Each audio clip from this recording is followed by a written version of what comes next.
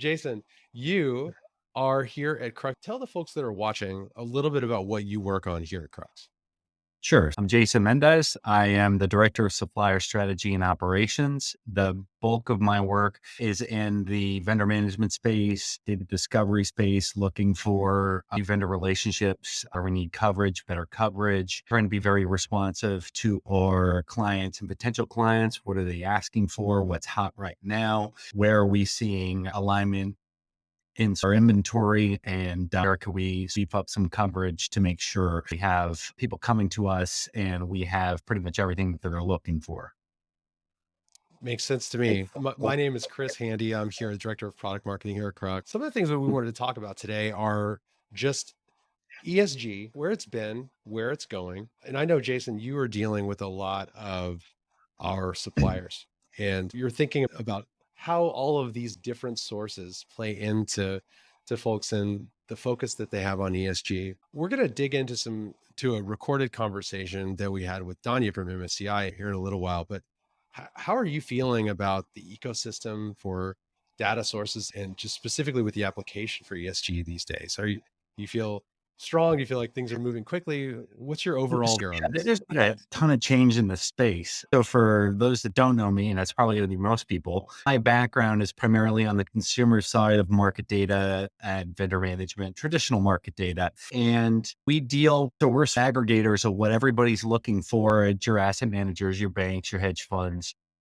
And probably the earliest ESG type of use case and data set that I remember is there's an element of ESG that goes to selecting securities or excluding certain types of securities, and business focuses on the companies you want to invest in from your portfolio. And that was the first use case I saw by ESG, but it wasn't exactly in the way it's used today. Back then, it was just there was a religious retirement fund, and due to the religion's requirements, they didn't want to invest in any company that made pork. And so that is one small element of what is ESG today, of course. But it was I don't think that there was another one for maybe 10 years after that. Fast forwarding to today, there's a whole wealth of products getting a ton of data from filings from regulatory agencies, from government agencies, quasi government agencies. There's rating methodologies at the company level, at the security level, or the security issuer level, which could include government entities as well.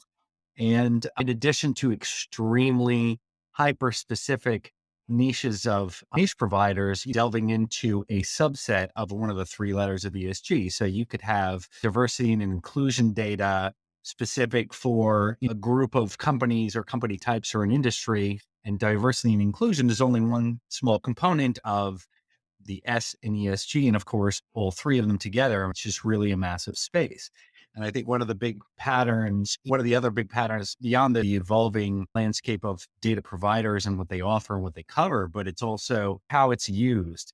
Because it's not even just the investment community using ESG data to make sure you're only investing in the types of companies that are expressing the values of the asset owners, but it can also be used by people outside of ES or financial services, because there's a and this is one of many potential uses, but there's a reputational risk to having a vendor, supplier, or a customer or a partner in some way that has very high profile problems in one of the ESG categories. There's a lot more awareness. Social media is part of it, and the wrong bit of news about the wrong company starting a viral campaign on social media, the public at large will make it your problem. So it's definitely something that, again, well beyond investing, that it's something worth keeping an eye on, even if you're a company in food services, retail, something like that. Yeah, that's some great stuff. I've heard so many similar things, and we've in fact recently spoken with a great expert. This is the executive director and the head of program management for ESG solutions at MSCI. So let's take a look at this and then come back for some comments. Hey, Danya, thank you for joining me today in this conversation. What I'd love to do here at the top of our discussion is talk a little bit about your journey into the work you're doing now at MSCI in the ESG space, and what really attracted you to this line of work, maybe in the context of some of the things you've done in your past. Yeah, thank you for the question, Chris. I started my career in the 90s, software engineer. I moved around a lot, different industries and different segments. And I could say the bulk of my career was spent in the energy industry. Energy is very essential to our world, everything we do today, but understanding the impact that energy companies have on the world, also both positive and negative, was a contributor. And having spent, whether in working with energy companies directly or working at Microsoft directing the energy company, I saw this emerging of the effectively a social change targeting specifically the environment. And when MSCI reached out looking for someone, I thought this was a great way to contribute more directly to that change, whether it's on the environmental side or more broadly for social and governance. Ultimately, ESG is a way to both address the impact that corporations have on the world, but also to manage our investments, our security, our wealth overall. That makes a lot of sense. So throughout your career, you've tackled a number of different things. What in you personally is most close to the ESG space today, and what's driving some of your focus there? A lot of what's driving our focus is the demand that the investment community has for data and for processes and analysis related to environmental, social, and governance, the space. So it drives our priority. And frankly, we spend a lot of time really just trying to address the demand. It's been an explosive space from the opportunities, the requirements that are coming out from the investment community as to how to direct the capital more effectively. All right, Jason, we're going to just stop and have a little quick conversation around what she shared there. She shared a little bit about how she got into the space and then maybe even dig into what's driving you personally in paying attention to some of these things. Sure. So I think she mentions how this is something that, is of personal interest. And this was a way to align that interest and what was important to her professional life. And that's part of the change of ESG is a lot of it is cultural because people are expecting certain things to find expression in how a company behaves. And we could take it actually, this is well before ESG. This is when I was first starting interviewing at Wall Street banks and fresh out of college or about to be fresh out of college. And there was the big thing in the job market then was when you were an analyst fresh out of college, those first couple of years, you're working horrible hours and you have to wear suits. And somehow this whole casual dress thing started where it became a thing. And of course, I had just bought 5 suits like a moron, but it's an assertiveness and a set of values that you started with first. And then there was this sort of fight with companies, with employers, and it's won out. You started with casual Fridays and then it evolved. And unless you were a tech company, then you had ping pong tables and your dog on the floor there with you. But in any case, so it started at probably a very personal level for people.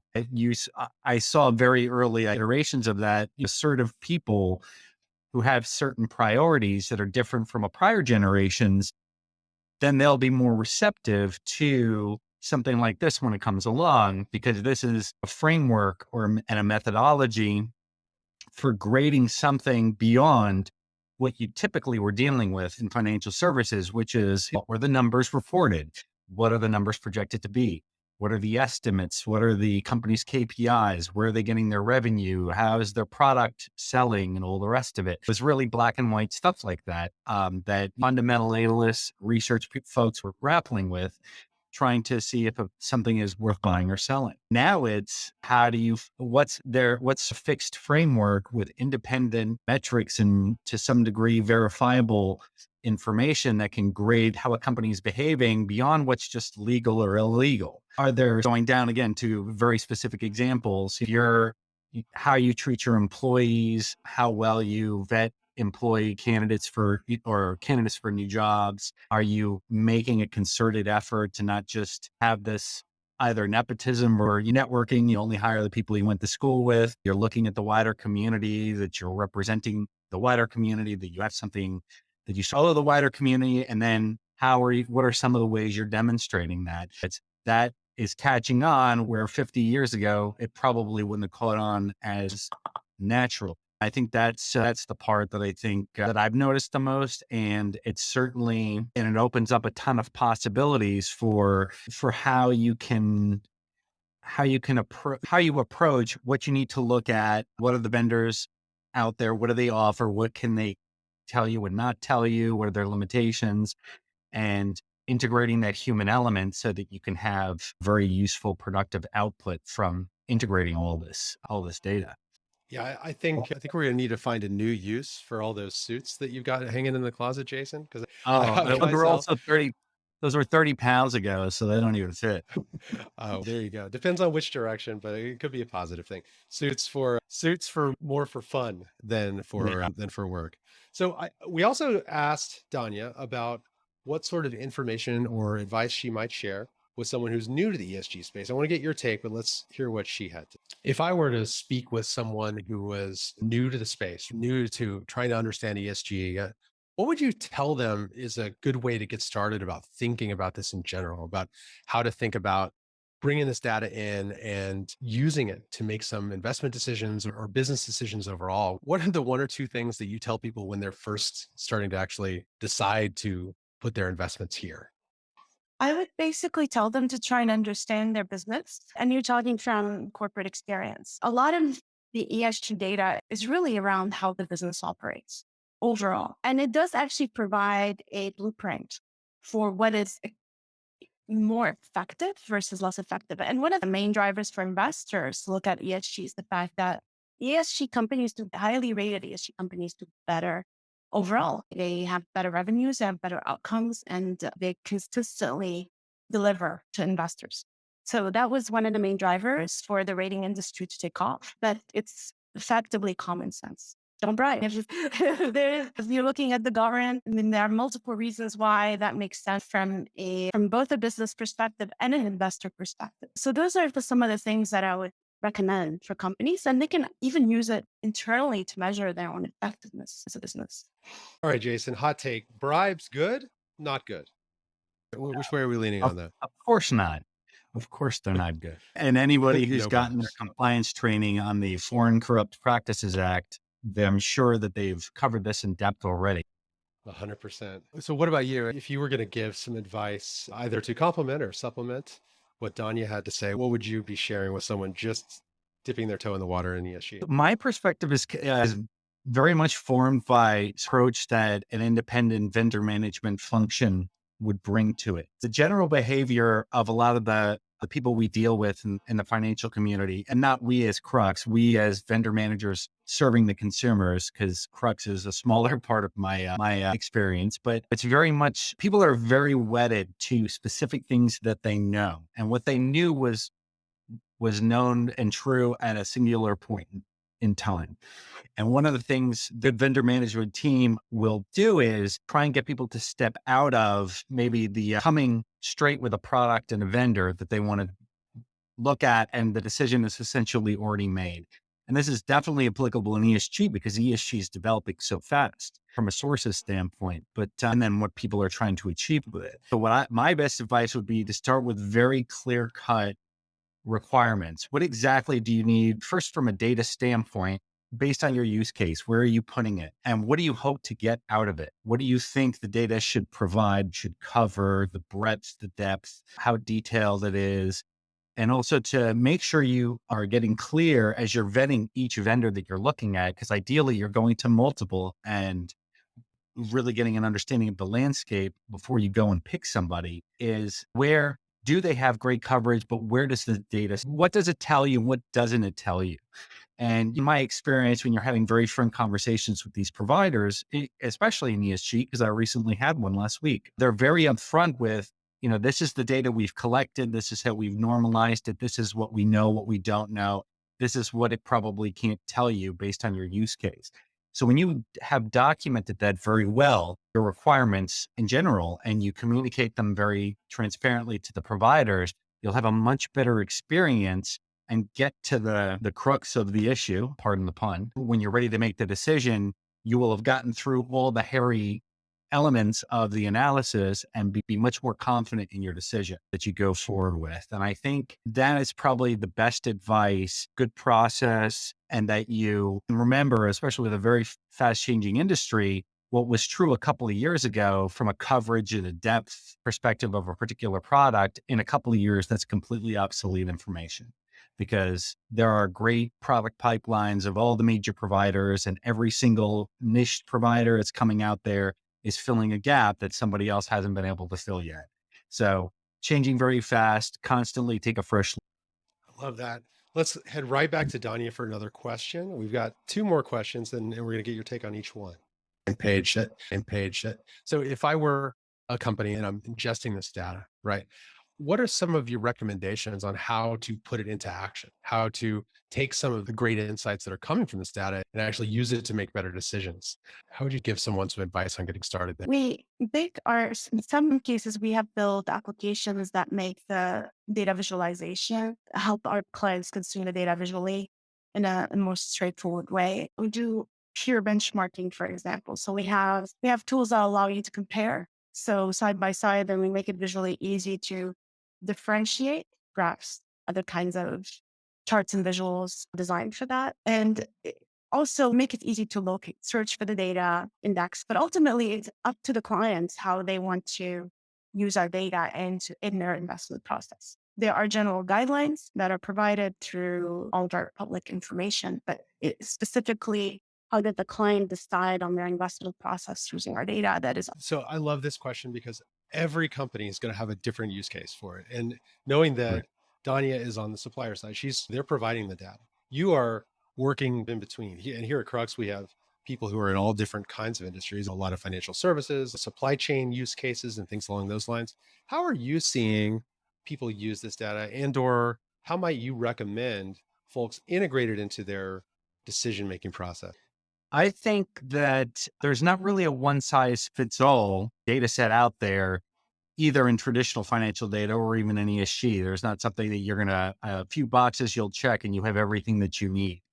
And I think that another thing that people need to do is there's always going to need to be a human element alongside a lot of this ratings and filings data, testing assumptions, testing the limitations of what's reported. And I'll give a sort of a hyper specific example within ESG of something that a situation that might require that human element, because you don't want to take robotic action based on the data you're seeing. You still need to understand it and digest it. There is a provider that has diversity and inclusion data, and they have great reporting on executives, board representations, things like that. It's sourced from a number of places, some scraped, some, I guess, filed or declared. But you can imagine a situation if you are, and this could be a financial services use case or even supply chain ESG type monitoring outside of financial services, you could have somebody that is scrutinizing a company that is a mean supplier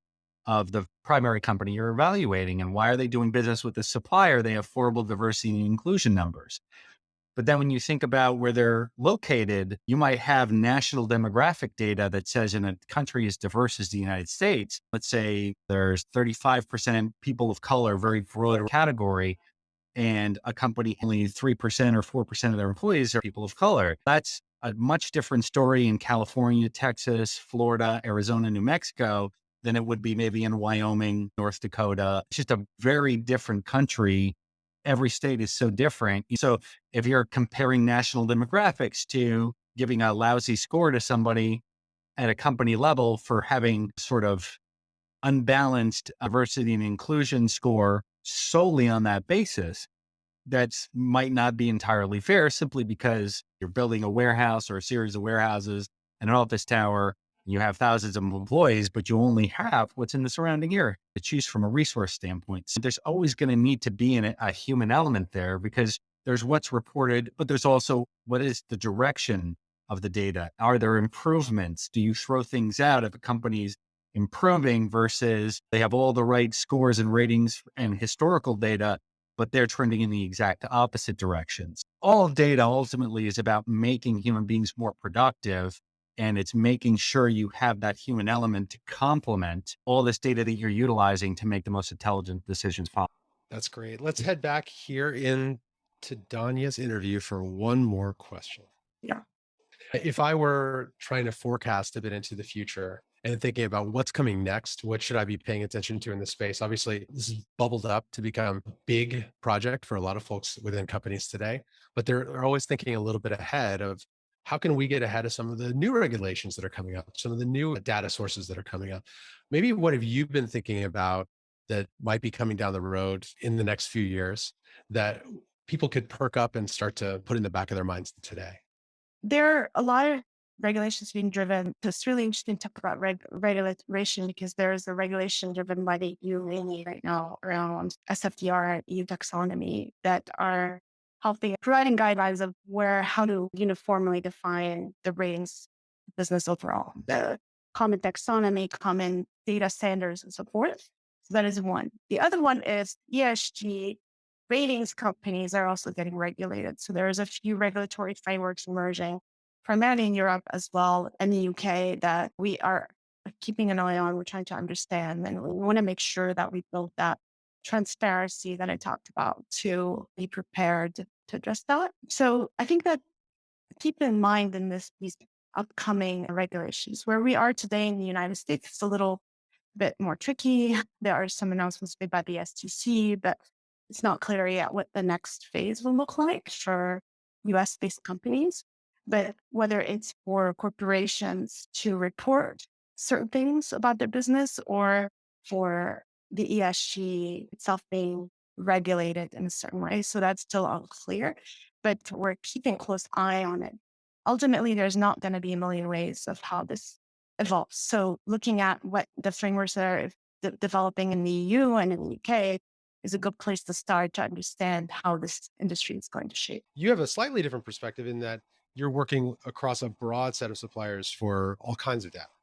One thing that she mentioned is that there's a lot of forward movement. I know that there are a lot of regulations that do begin in the EU, just across the broad spectrum of regulation. When it comes to thinking about ESG, your perspective as having view towards a lot of data suppliers, a lot of different sources, what do you see as one thing that we should maybe perk up for today when it comes to considering ESG and our overall strategy? Okay. So I guess the first half of the question, it's probably important to note that because I have to aggregate a certain amount of understanding for so many vendors, there's only so much room in my brain. And one of the things I try and stay away from is, diving into the regulatory element of it, because ultimately that will find expression in what people are interested in. I'm familiar with some of the controversies that can come up with how much of this data, and this goes to an old post that we did, but obviously a very important topic in the data industry. It's the veracity of data, right? People can make all the claims that they want, the promises, pledges. There's certain things that you can measure against those values, certain outcomes and outputs that you can, but there's some things that you can't.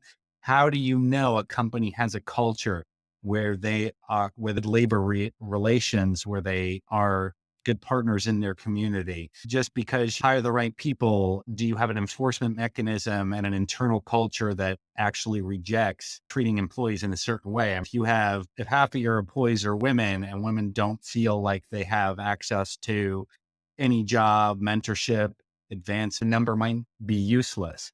And I think that there's always going to be an element where people are not just going to have to look at the traditional data. That's going to have to be a very important part of it.